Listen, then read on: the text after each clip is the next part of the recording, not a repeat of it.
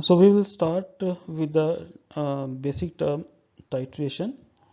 What is titration? Titration is a process in which we can estimate the volume of a solution, the solution of acid and base, which will neutralize each other.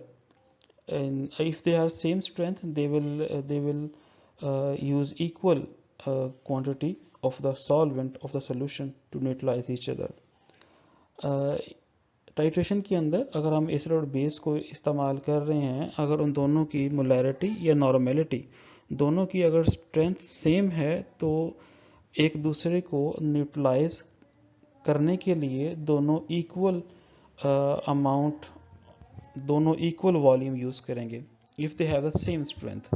So by using a solution of known concentration, जिसको हम standard concentration भी कहते हैं, the concentration of another solution can be determine. तो अगर हमारे पास acid और base हैं तो दोनों में से एक की हमें कंसंट्रेशन मालूम होनी चाहिए और दूसरी कंसंट्रेशन हम एसिड बेस टाइट्रेशन की मदद से या सिंपल टाइट्रेशन की मदद से हम जो है वो डिटरमिन कर लेते हैं. The process of adding a standard solution from burette or other liquid dispensing device to an analyte in the form of solution, the reaction is believed to be completed in the presence of some suitable indicator. So what is standard solution? Any solution which concentration is known, any solution whose concentration is known, जिसकी भी solution की हमें concentration known होती है उसको हम standard solution कहते हैं. तो सोल्यूशन ऑलरेडी आप उसके बारे में जानते हैं. सोल्यूशन जो है वो सॉल्यूट और सॉल्वेंट की एक स्पेसिफिक जो है रेशो होती है. जब भी कोई अमाउंट किसी भी सॉल्यूट की किसी स्पेसिफिक वॉल्यूम में ऐड कर देते हैं तो then a solution will be form. This is the whole apparatus used for titration. इसमें आप के सामने एक कोनिकल फ्लास्क है और उसके ऊपर एक ब्यूरेट लगा हुआ है. उस ब्यूरेट के अंदर ब्यूरेट जो है वो 50 ml का भी हो सकता है और 100 ml का भी हो सकता है. और जो एडवांस टाइप ऑफ ब्यूरेट्स हैं उसमें एक साथ बॉटल अटैच होती है जो उससे ऑटोमेटिक रिफिल कर देता है जब आप उसे पुश करते हैं. तो इस ब्यूरेट के अंदर टाइट्रेंट होता है, तो जिसकी स्ट्रेंथ आमतौर पे जिसकी स्ट्रेंथ आपको मालूम नहीं होती वो आप उसको ब्यूरेट में लेते हैं और नीचे एनालाइट है जिसकी स्ट्रेंथ आपको पता होती है. तो ये कोई ज़रूरी रूल नहीं है, आप इसको वाइस वर्सा भी कर सकते हैं. और इसके साथ एक वो ब्यूरेट स्टैंड है. इस ब्यूरेट स्टैंड में आप इस ब्यूरेट को फिक्स करते हैं और इस ब्यूरेट में जो टाइट्रेंट है आप उसको ऐड करते हैं और जो एनालाइट के साथ आप नीचे फ्लास्क में स्पेसिफिक अमाउंट ऑफ एनालाइट लेते हैं इन द सोल्यूशन फॉर्म और उसमें आप इंडिकेटर के 1 या 2 ड्रॉप्स ऐड करने के बाद आप टाइट्रेंट जो है वो ड्रॉप वाइज ऐड करना शुरू करते हैं. और जब कलर जो है चेंज हो जाता है तो एंड पॉइंट उसका अपेयर हो जाता है तो आप उसकी टाइट्रेशन जो है वो स्टॉप कर देते हैं और टाइट्रेंट का जितना वॉल्यूम यूज़ हुआ होता है आप उसे नोट कर लेते हैं. और इसमें वॉल्यूम और कंसंट्रेशन और अगर ज़रूरत पड़े तो नंबर ऑफ मोल भी हम इस्तेमाल करते हैं for the determination of the unknown strength of the solution. Here we have some terms used in the titrations known as titrant, equivalence point, end point, titration error. We are going to discuss one by one. Titrant is the solution added from the burette. जो भी burette में आपके पास solvent या solution है आप उसे जब solution जो ब्यूरेट में है वो जो आपके पास वो है उस टाइट्रेंट कहलाएगा.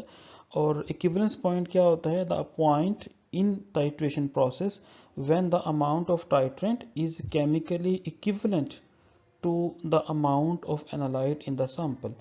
अब आप इक्विवेलेंस पॉइंट को एंड पॉइंट से मिक्स नहीं करेंगे क्योंकि इक्विवेलेंट पॉइंट और एंड पॉइंट जो है वो सेपरेट टर्म्स हैं. इक्विवेलेंस पॉइंट जो है वो स्टोइकियोमेट्रिकली डिटरमिन करते हैं जब इक्वल मोल जो है इक्वल क्वांटिटी जो है अमाउंट जो है टाइट्रेंट की और एनालाइट की मिक्स करते हैं। जबकि एंड पॉइंट जो है, एंड पॉइंट आमतौर पे इंडिकेटर की जब कलर चेंज करने के साथ होता है तो उसे हम एंड पॉइंट बोलते हैं। And point of a titration is a point when the indicator changes colour. The difference between the endpoint and equivalence should be very small and this difference is referred to as titration error. अब ये जो दोनों का फर्क है वो आप इसे टाइट्रेशन एरर के नाम से जानते हैं। टाइट्रेशन एरर को आप ET से रिप्रेजेंट करते हैं। So V is equal to VEP minus VEQ. So VEP, the actual volume used to get to the end point, जो आप वॉल्यूम यूज़ करते हैं एंड पॉइंट तक आने के लिए, और VEQ एक्चुअली थ्योरेटिकल वैल्यू है जो आप स्टिक्योमेट्रिक कैलकुलेशन से डिटरमिन करते हैं। So this theoretical value of the reagent required to reach the end point. So these two terms should not be mixed, they are separate and we should learn about these two terms comprehensively. In connection to the previous slide, we have some more terms to be discussed, which is indicator. Indicator is the substance that is generally added to a solution in the receiving vessel at which undergoes some sort of color change when reaction is over. आप जब भी indicator जो है उसका मकसद क्या होता है, basically these are weak acid और वीक बेस, ये जो ऑर्गेनिक कंपाउंड्स होते हैं, और they have chromophore group in them. तो जब ये एसिड और बेस आप ऐड करते हैं तो या अगर हम पढ़ते हैं इसके डिफरेंट टाइप्स भी हैं इंडिकेटर की, तो जब भी इंडिकेटर को उसका सूटेबल इन्वायरमेंट मिलता है उसमें वो अपना कलर जो है वो एग्जिबिट करता है, शो करता है। अब इंडिकेटर जो हैं वो आमतौर पे जो मेनली हैं उनकी 3 कैटेगरीज हैं, acid base indicators, redox indicators और precipitate indicators. Acid base indicator जो हैं, जब भी एसिड और बेस का हम रिएक्शन करवाते हैं, न्यूट्रलाइजेशन रिएक्शन होता है, उसके अंदर हम जो इंडिकेटर यूज़ करते हैं, those indicator will be referred as acid base indicator, जिसमें फिनाफ्थलीन है, ब्रोमोथाइमोल ब्लू है, मिथाइल ऑरेंज है, मिथाइल रेड है, ये एसिड बेस इंडिकेटर्स हैं। ये डिफरेंट pH पे डिफरेंट कलर जो है वो शो करते हैं। जिस तरह से मिथाइल ऑरेंज जो है ये येलो होता है 3.3 pH से कम अगर हो तो ये 3.5 गालबन, उससे कम हो तो ये येलो होता है, और अगर आप 4.5 से अबव चले जाते हैं तो ये रेड कलर शो करना शुरू कर देता है। सो एसिड बेस इंडिकेटर जो हैं ये एसिड बेस रिएक्शन में इस्तेमाल होते हैं, जबकि redox indicators are used in the redox titrations. One of the example of this redox indicator is potassium permanganate, जो कि सेल्फ इंडिकेटर है। अगर आप पोटाशियम परमैंगनेट को ऑक्सैलिक एसिड के अगेंस्ट टाइट्रेट करते हैं तो जो पोटाशियम परमैंगनेट जो है वो स्ट्रॉन्ग ऑक्सीडाइजिंग एजेंट है और उसको इलेक्ट्रॉन की ज़रूरत होती है, और वो ऑक्सैलिक एसिड जो है वो रिड्यूसिंग एजेंट है। ऑक्सैलिक एसिड इलेक्ट्रॉन देता है और जो ऑक्सीडाइजिंग एजेंट है कि MnO4 वो इलेक्ट्रॉन रिसीव करता है। तो इस इलेक्ट्रॉन के गिव एंड टेक को जो ऑक्सीडेशन और रिडक्शन रिएक्शन हो रहे हैं इसको रिडॉक्स रिएक्शन बोलते हैं। और इसमें जो कलर चेंज हो रही है वो मैंगनीज है जो +7 से +2 की फॉर्म में आ जाती है। तो +7 में ये पर्पल कलर शो करती है, और जब ये +2 की फॉर्म में आती है मैंगनीज सल्फेट में तो ये कलरलेस हो जाती है। तो these type of indicators are known as redox indicators. और थर्ड टाइप इसकी है वो है precipitate indicators. Precipitate indicators actually कोई कंपाउंड्स नहीं होते। जब भी कोई दो सॉल्यूशंस को मिक्स किया जाता है तो वहाँ पे रिएक्शन के नतीजे में जो प्रोडक्ट बनती है, प्रोडक्ट जो है वो insoluble in the mother liquid होती है, तो वहाँ प्रेसिपिटेट बनना शुरू हो जाते हैं। तो वो जो प्रेसिपिटेट का बनना जो है वो इटसेल्फ एक इंडिकेटर के तौर पे शो होता है। और प्रेसिपिटेट डिफरेंट कलर्स के भी हो सकते हैं, और प्रेसिपिटेट जो है वो कलरलेस भी हो सकते हैं। ओके, इंडिकेटर के बाद इस लेक्चर में we will discuss only acid base indicators. तो कौन कौन से इंडिकेटर्स इस्तेमाल होते हैं किन किन रिएक्शंस में, जब एसिड बेस इंडिकेटर जो है वो एसिड बेस, अगर एसिड स्ट्रॉन्ग है और बेस भी स्ट्रॉन्ग है तो इंडिकेटर मुख्तलिफ होगा। अगर एसिड वीक है और बेस स्ट्रॉन्ग है तो इंडिकेटर मुख्तलिफ होगा। अगर स्ट्रॉन्ग एसिड है और वीक बेस है तो इंडिकेटर मुख्तलिफ होगा। इस तरह से हम इसको आगे फर्दर स्लाइड्स के अंदर जाके इसको पढ़ते हैं। और नेक्स्ट टर्म जो है वो है back titration, the process of adding excess amount of standard titrant, and the excess is determined by back titration using second standard. The equivalence point corresponds to the amount of initial titrant is chemically equivalent to the amount of analyte plus the amount of the back titration. Okay, acid-based titrations are a very quick and accurate method to determine the acidic or basic substance in any sample. These titrant is typically a strong acid or a base. The sample species can be either a strong or weak acid or base. इस acid based titration के अंदर हम किसी भी जो sample है उसमें जो भी ग्रुप मौजूद हैं, एसिडिक हैं या बेसिक हैं, उनकी प्रेजेंस का और उनकी क्वांटिटेटिव एनालिसिस के लिए हम कर सकते हैं। तो ये डिपेंड करता है कि आप सैंपल में क्या चीज़ डिटरमिन करने चाह रहे हैं। अगर आप बेसिक सैंपल जो है, अगर सैंपल के अंदर बेसिक कंपोनेंट्स डिटरमिन करने हैं तो आपका टाइट्रेंट जो है वो एसिडिक होना चाहिए। और अगर आप एसिडिक कंपोनेंट्स मालूम करने चाह रहे हैं अपने सैंपल में तो आपका जो टाइट्रेंट है वो बेसिक होना चाहिए। सो एसिड बेस्ड टाइट्रेशन के अंदर जो प्रोसीजर है वो यही है कि आप एक सैंपल एसिड या बेस की एक की कंसंट्रेशन आपको मालूम होती है और दूसरे अननोन की आप जो स्ट्रेंथ है वो मालूम कर सकते हैं। जब ये दोनों रिएक्शन होते हैं एसिड और बेस का, तो वहाँ पे इक्विवेलेंस पॉइंट आता है। इक्विवेलेंस पॉइंट का मतलब ही नाम से जाहिर है कि दोनों स्पीशीज़ का एसिडिक स्पीशी और बेसिक स्पीशीज़ जो हैं वो इक्वल अमाउंट में कंज्यूम होती हैं to react together and to neutralize each other. अगर उनकी स्ट्रेंथ सेम है तो उनकी जो अमाउंट जो वॉल्यूम है वो सेम यूज़ होगा, तो उसको इक्विवेलेंस पॉइंट कहते हैं। और एंड पॉइंट जो है वो एंड पॉइंट लेने के लिए हम एसिड बेस्ड टाइट्रेशन के अंदर एक इंडिकेटर यूज़ करेंगे। नेक्स्ट स्लाइड हम इंडिकेटर के हवाले से पढ़ेंगे। इंडिकेटर यूज़ करते हैं। इंडिकेटर जो है वो हमें इस एसिड और बेस के दरमियान जो रिएक्शन हो रहा होता है उस एसिड और बेस के रिएक्शन को मुकम्मल करके हमें एक इंडिकेट करता है कि रिएक्शन कंप्लीट हो गया हुआ है।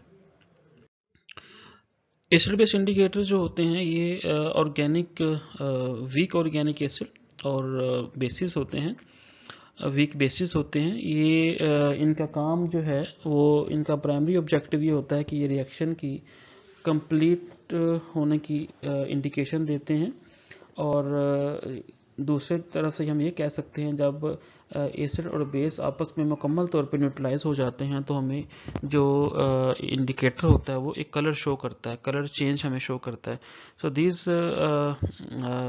इंडिकेटर्स जो हैं ये जब हम सॉल्व अपने एनालाइट में डालते हैं तो अनआयोनाइज्ड फॉर्म में और आयोनाइज्ड फॉर्म में इनका कलर जो है वो डिफरेंट होता है, इनकी अपीयरेंस जो है वो डिफरेंट होती है।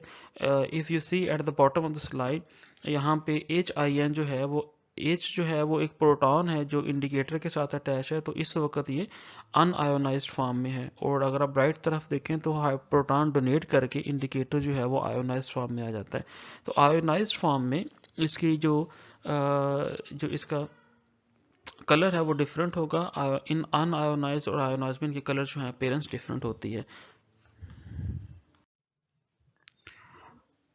अकॉर्डिंग टू क्यूनोनॉइड थियरी, जो इंडिकेटर्स का जो कलर चेंज है वो उनके स्ट्रक्चरल चेंजेस की वजह से अपेयर होते हैं जब भी उनके स्ट्रक्चर के अंदर चेंजेस होगी, वहाँ प्रोटॉन डीप्रोटीनेशन या प्रोटीनेशन होगी, तो उनके जो स्ट्रक्चर है वो चेंज होता है, और उस स्ट्रक्चर चेंज होने के साथ उसका जो कलर है वो डिफरेंट कलर शो होता है at different environment. Acidic environment है तो उसका कलर डिफरेंट होगा, उसमें स्ट्रक्चर चेंजेस डिफरेंट होगी। बेसिक इन्वायरमेंट में स्ट्रक्चरल चेंजेस जो है वो डिफरेंट होगी, उसी हिसाब से जो कलर हमें अपेयर होएगा।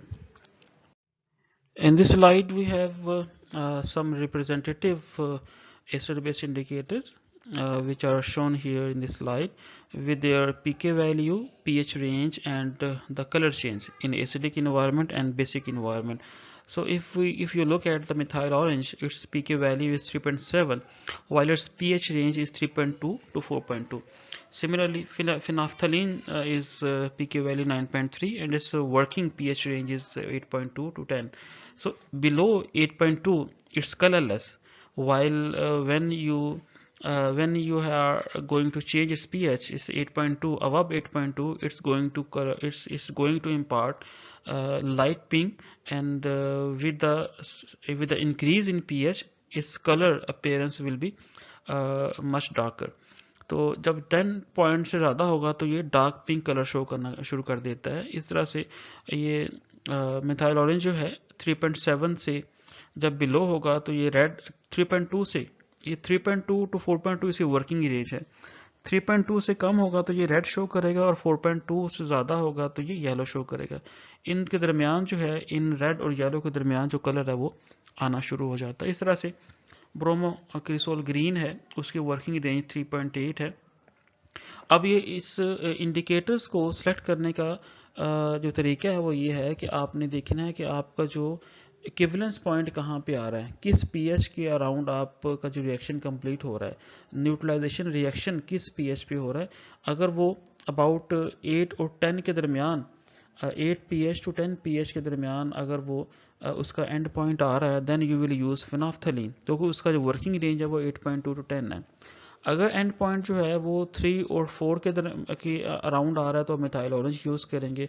अगर आपका जो न्यूट्रलाइजेशन पॉइंट है वो 7 है तो आप ब्रोमोथाइमल ब्लू इस्तेमाल करेंगे। इस तरह से आपने देखना है कि आपका जो एसिड और बेस, इधर आपका एसिड स्ट्रॉन्ग है और बेस जो है स्ट्रॉन्ग है या वीक है, तो उसी हिसाब से आपने न्यूट्रलाइजेशन पॉइंट्स प्रिडिक्ट करना है और उसके हिसाब से आपने इंडिकेटर को सेलेक्ट करना है। तो indicator selection is very important. अगर आप ऐसा इंडिकेटर चूज़ कर लेते हैं जिसकी वर्किंग रेंज उसके न्यूट्रलाइजेशन पॉइंट से कम या ज़्यादा है, तो इंडिकेटर जो है वो कलर शो नहीं करेगा। So it's very much important कि आप जो है ऐसा इंडिकेटर लें जिसकी वर्किंग पीएच जो है, वर्किंग पीएच रेंज जो है वो उस न्यूट्रलाइजेशन पॉइंट के अराउंड हो, उसके नज़दीक हो। In this slide you can easily see there are different pH indicators, acid base indicators along with their appearance in color.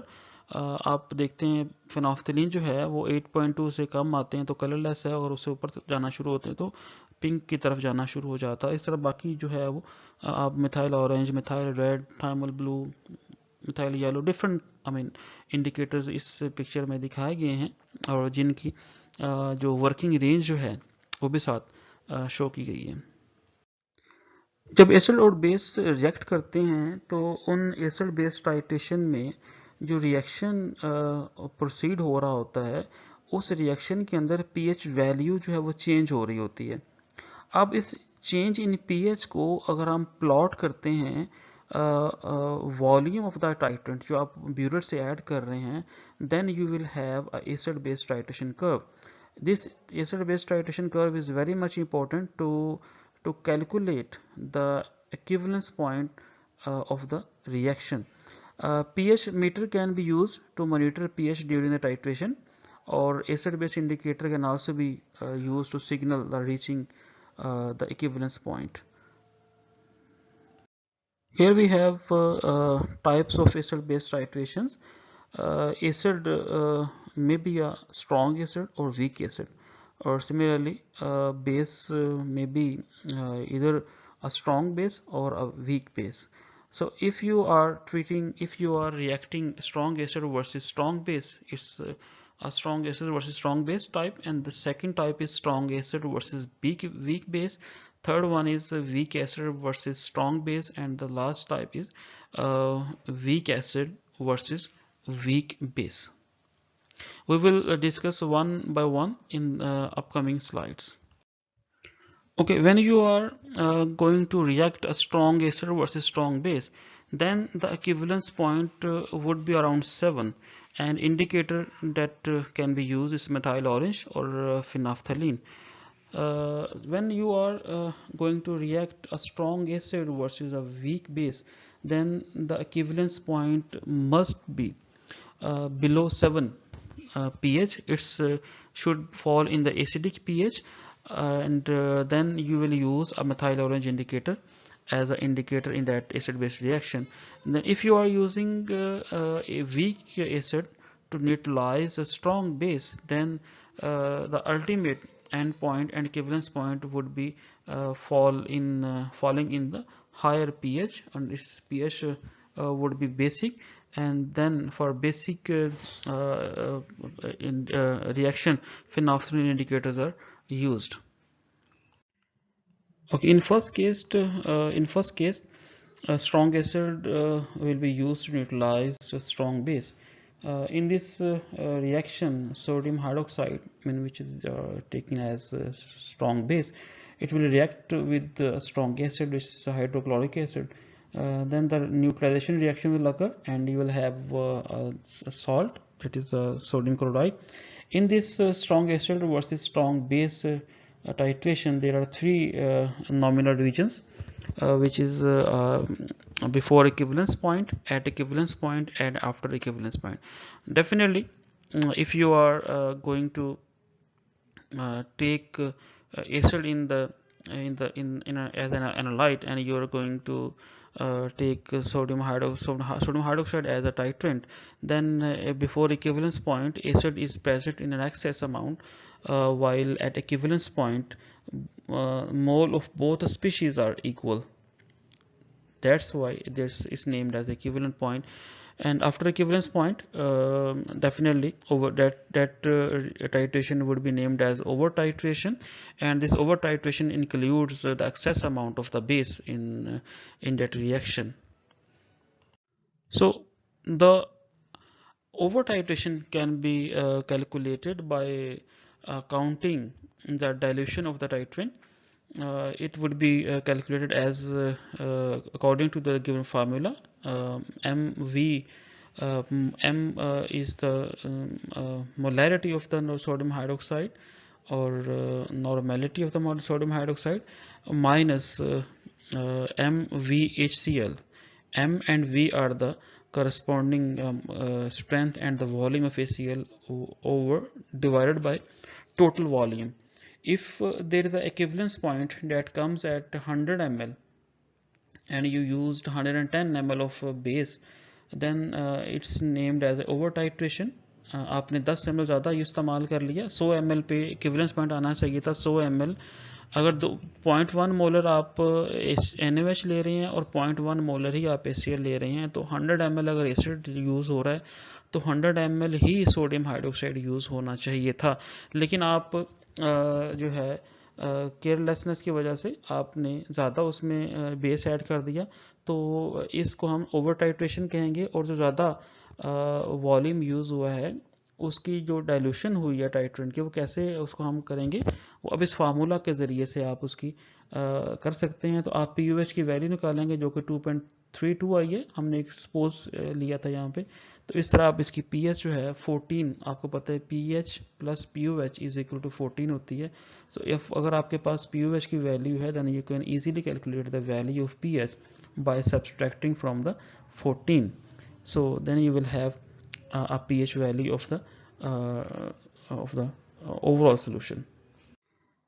This is the acid-base titration curve, which is achieved from when you are reacting a strong acid versus strong base. So in this reaction, in this curve, pH, the change in pH is plotted against the volume of that titrant. Again, that acid-base titration curve, if you look at this picture, the pH, the starting point of the reaction is about 1 pH. आप देख सकते हैं कि 1 pH के लगभग ये start हो रहा है और तकरीबन स्टेडी चलता है। आप अगर जो है 60, 70, 90 ml तक तकरीबन ये स्टेडी चलता है और उसके बाद ग्रेजुअल इसकी जो है वो इसकी इंक्रीज आ रही है, लेकिन वो बहुत ही नॉमिनल सी इंक्रीज है पीएच के अंदर। इसका मतलब जब पीएच 1 थी तो इसका एसिडिक इन्वायरमेंट था, बिफोर इक्विवेलेंस पॉइंट जो है वो इसका जो इन्वायरमेंट है वो एसिडिक है। लेकिन जो ही ये 90 ml के बाद इसमें एक शार्प टर्न आया, शार्प राइज आई, वर्टिकल जोन आया। ये जो वर्टिकल जोन है बेसिकली ये इक्विवेलेंस पॉइंट को डिटरमिन करने में हेल्प करता है। और अब देखें कि 100 ml के लगभग जो है यकदम इसके अंदर चेंज आया। अब यहाँ पे आप जो इंडिकेटर यूज़ कर सकते हैं, क्योंकि इसका जो वर्टिकल जोन है वो काफ़ी लंबा है, काफ़ी इसकी शार्प जो राइज है वो काफ़ी बड़ा है। आप मिथाइल ऑरेंज भी इस्तेमाल कर सकते हैं, आप लिटमस भी इस्तेमाल कर सकते हैं, आप फिनाफ्थलीन भी इस्तेमाल कर सकते हैं, क्योंकि तीनों की जो वर्किंग रेंज है मिथाइल ऑरेंज की 3 to 4 के दरमियान आ रही है। इसका जो इक्विवेलेंस पॉइंट भी उसी में आ रहा है। लिटमस की जो है वो अबाउट 7 के लगभग होती है और फिनाफ्थलीन जो है वो 8 to 10। अब अगर देखें इसका जो टर्मिनल, जो टॉप पे जो इसका एंड हो रहा है वो अबाउट 10 से 13 की तरफ जा रहा है। तो आप इस 10 तक आप जो है फिनाफ्थलीन इंडिकेटर भी इस्तेमाल कर सकते हैं। तो ये इक्विवेलेंस पॉइंट जो है इस पे डिपेंड करता है कि आपने कौन सा इंडिकेटर इस्तेमाल करना है। तो आप देखें स्टार्टिंग इसकी पीएच जो है वो 1 pH स्टार्ट हो रहा है, जब इसमें बेसिक मीडिया बहुत थोड़ा था और एसिडिक इन्वायरमेंट था। और जो जो आप इसमें इस बेस ऐड करते जा रहे हैं इसकी जो एसिडिटी है वो कम होती जा रही है और इसकी पीएच वैल्यू जो बढ़ना शुरू हो जाती है और इसकी पीएच अल्टीमेट जो है वो तकरीबन 13 पीएच के लगभग जो है वो ख़त्म होती है, 12.5 13 के लगभग जाके इसकी पीएच जो है एंड हो रही है। तो वो इसका मतलब है कि जब 13 पीएच आती है तो वहाँ पे इस बेसिक इन्वायरमेंट जो है वो ज़्यादा हो गया है और बेसिक कंपोनेंट ज़्यादा हो गए हैं और एसिडिक कंपोनेंट जो है वो कम हो गए हैं। ये कुछ इंपॉर्टेंट फैक्ट्स हैं जो एसिड बेस टाइट्रेशन कर्व में जो strong acid versus strong base हमने कर्व लास्ट स्लाइड में डिस्कस की है उसके बारे में है कि इसका इक्विवेलेंस पॉइंट 7 पे आ जाता है और पीएच जो है वो स्लोली इंक्रीज करती है, आहिस्ता आहिस्ता बढ़ती है और जब इसका एक सफिशेंट, जब एसिड जो है मुकम्मल तौर पे न्यूट्रलाइज हो जाता है बेस के साथ तो यकदम उसकी पीएच के अंदर राइज आती है, that rise a vertical zone कहलाता है।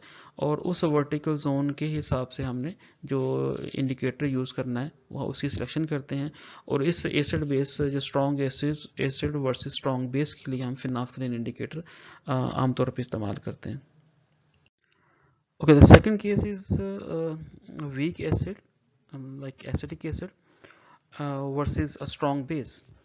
जब आप वीक एसिड को लेते हैं और उसको टाइट्रेट कराते हैं अगेंस्ट सोडियम हाइड्रोक्साइड तो इनिशियली उसकी पीएच जो है वो 4 पे स्टार्ट हो रही है और अगर आप 4 से देखें ऑनवर्ड ये एक स्टेडी इंक्रीज आती है। आप जब जब इसमें अल्कली ऐड कर रहे हैं वो अल्कली जो है वो एसिटिक एसिड को हाइड्रोलाइज कर रही है और हाइड्रोलाइसिस के बाद जो